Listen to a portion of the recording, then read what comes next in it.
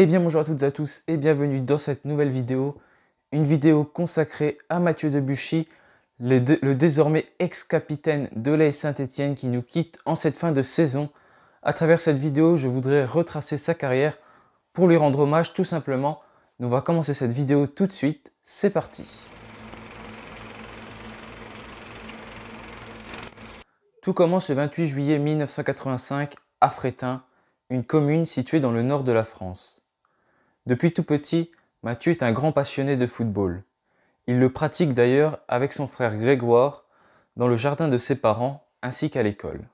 Son père jouait également au football ainsi que sa mère et son grand-père. Dans le club de son village à Fréthun, Mathieu commence en tant que gardien de but.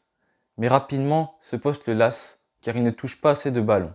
Alors que lui a besoin de manier le cuir.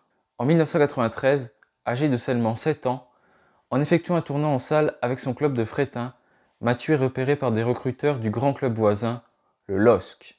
Lorsqu'il est repéré par ce club, Mathieu a la chance de ne pas rester toute la semaine au centre de formation lillois et ainsi d'être loin de ses proches.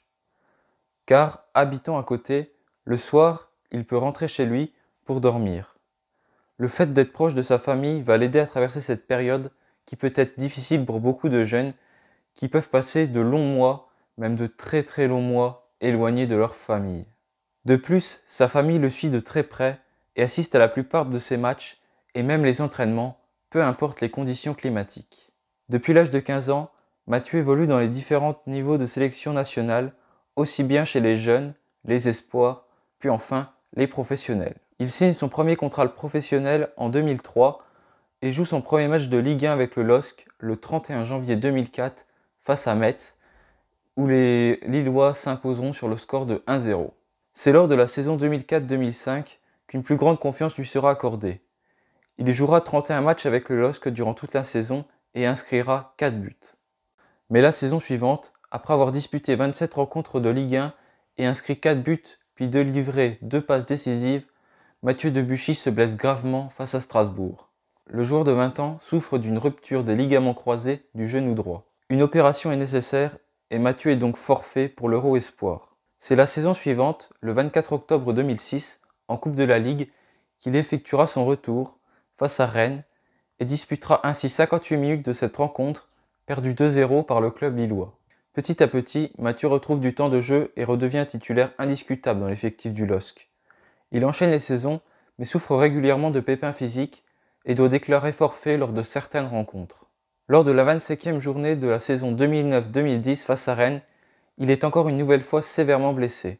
Héroïque, il retourne sur le terrain et même à l'origine du but permettant la victoire au LOSC. Il ne retrouvera les terrains que 5 journées plus tard. Son coach, un certain Claude Puel, vante les qualités de guerrier de son joueur et déclare: Mathieu Debuchy est un joueur qui met la tête là où les autres ne mettraient pas le pied. C'est en 2010-2011 qu'il réalisera sans doute la meilleure saison de sa carrière avec Lille. Cette année-là, en tant que latéral droit, il dispute 49 matchs et réalisera le doublé Championnat de France et Coupe de France. Rudy Garcia, le coach lillois, lui aura accordé pleinement sa confiance. Il sera convoqué pour la première fois en équipe de France le 11 août 2010. Il n'entrera pas en jeu face à la Norvège, mais lors de son séjour à Clairefontaine, tout le monde s'accorde pour dire qu'il a été impressionnant.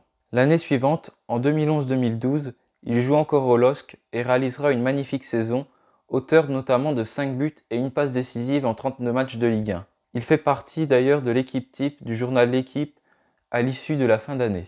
Il quitte le LOSC en janvier, c'est d'ailleurs le joueur le plus capé de l'histoire du club, avec ses 301 matchs disputés et rejoint ainsi la Première Ligue à 27 ans dans le club de Newcastle pour un montant de 6 millions d'euros. Il disputera lors de la deuxième moitié d'une saison 14 matchs mais ne se montrera jamais décisif. La saison suivante, malgré encore quelques blessures, il disputera 29 matchs de Première Ligue pour un total de 1 but et 4 passes décisives. Convoité par les plus grands clubs, Newcastle le vend en juillet 2014 du côté d'Arsenal pour un montant de 10 millions d'euros. Il disputera la Coupe du Monde 2014 au Brésil où les Bleus s'arrêteront en quart de finale, battus par l'Allemagne sur le score de 1-0. Lors de cette Coupe du Monde, Mathieu Debuchy était un titulaire indiscutable. Cette saison 2014-2015 est très difficile pour Mathieu, puisqu'il enchaîne les très grosses blessures. Il est d'abord absent de septembre à décembre à cause d'une rupture latérale de la cheville. Un mois seulement après son retour, il se blesse à l'épaule et est éloigné des terrains durant à nouveau 3 mois. Puis une blessure à la cuisse 3 semaines plus tard, après son retour, met donc fin à cette saison cauchemardesque pour Mathieu. N'ayant disputé que 15 matchs, il perd totalement sa place à Arsenal en 2015-2016 au profit de Hector Bellerin.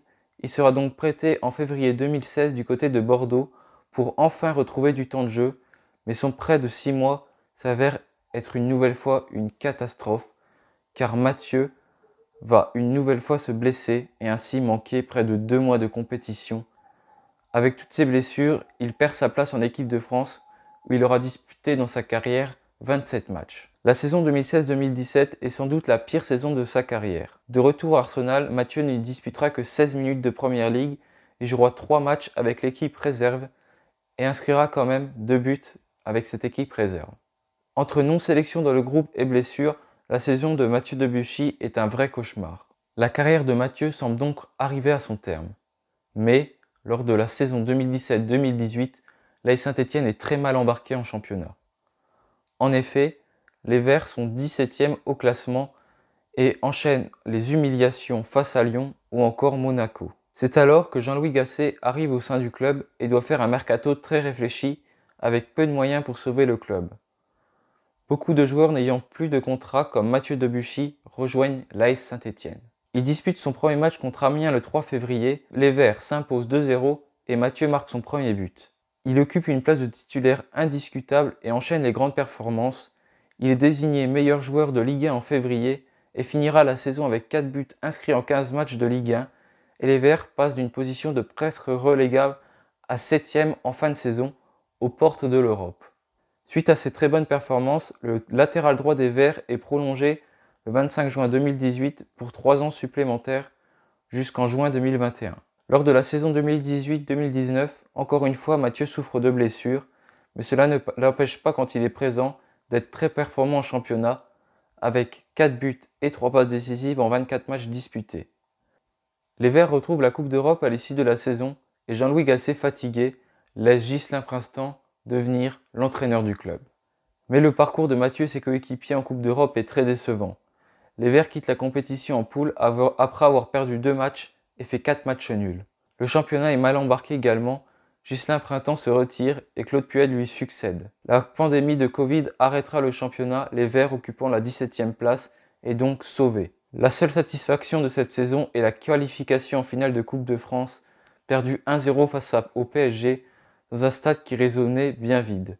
Mathieu disputera 83 minutes de cette rencontre. Lors de cette saison 2020-2021, il a été blessé près de 2 mois entre septembre et novembre 2020 pour une blessure à la cuisse, mais a pu effectuer son retour et enchaîne les matchs depuis. Moins en jambes que par le passé et souvent pris de vitesse, sa mentalité, sa combativité et son apport offensif permet au capitaine des Verts de rester toujours l'un des tauliers de cette équipe stéphanoise. À presque 36 ans, il quittera les Verts en fin de saison après avoir mouillé le maillot durant chaque rencontre disputée sous le maillot stéphanois. Un guerrier nous quitte, le remplacer s'annonce compliqué. C'est sans doute l'excellent Masson qui aura la lourde tâche de le remplacer. Donc voilà, cette vidéo hommage à Mathieu Debuchy est terminée. J'ai essayé durant cette vidéo de retracer à peu près l'ensemble de sa carrière du mieux que j'ai pu avec toutes les informations que j'ai trouvées sur différents sites. Donc merci à tous d'avoir suivi cette vidéo jusqu'au bout. Le départ de Mathieu va être très compliqué pour l'AS Saint-Étienne. J'espère que l'on va trouver le remplaçant nécessaire pour lui. En tous les cas, merci d'avoir suivi cette vidéo. J'espère que vous l'avez aimée. N'hésitez pas à la liker si elle vous a plu, à la partager si ce n'est pas encore fait. Je vous retrouve très bientôt pour une nouvelle vidéo. En attendant, portez-vous bien et allez les Verts!